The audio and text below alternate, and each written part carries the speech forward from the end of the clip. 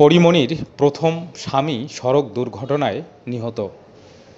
সড়ক দুর্ঘটনায় চিত্রনায়িকা পরীমনির প্রথম স্বামী ইসমাইল হোসেন জমাদ্দার ৪২ নিহত হয়েছেন। শুক্রবার ভোরে ঢাকা ভাঙ্গা মহাসড়কের শিবচরের পাঁচচর এলাকায় এ দুর্ঘটনা ঘটে। ওই দিনই ইসমাইলের মরদেহ বাড়িতে নিয়ে যাওয়া হয়। রাতে জানাজা শেষে ছোট শৌলা গ্রামে পারিবারিক কবরস্থানে তাকে দাফন করা হয়।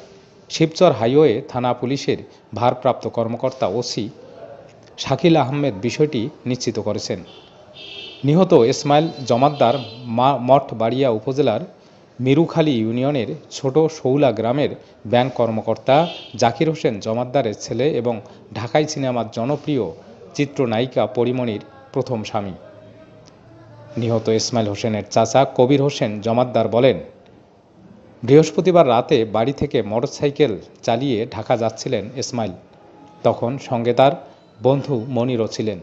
শুক্রবার ভোরে ঢাকা ভাঙ্গা হাইওয়ের শিবচরের পাঁচচর এলাকায় একটি ট্রাক তাদের মোটরসাইকেলটিকে পেছন থেকে ধাক্কা দেয়। আহত অবস্থায় স্থানীয়রা তাদের উদ্ধার করে ঢাকা মেডিকেল কলেজ হাসপাতালে নিয়ে গেলে কর্তব্যরত চিকিৎসক ইসমাইলকে মৃত ঘোষণা করেন। ইসমাইলের বন্ধু মনিরকে ঢাকা মেডিকেল থেকে আগারগাঁও পঙ্গু হাসপাতালে পাঠানো হয়েছে।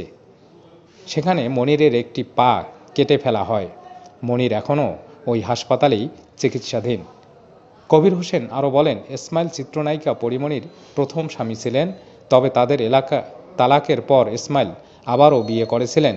সেই ঘরে তার স্ত্রী ও দুটি সন্তান রয়েছে।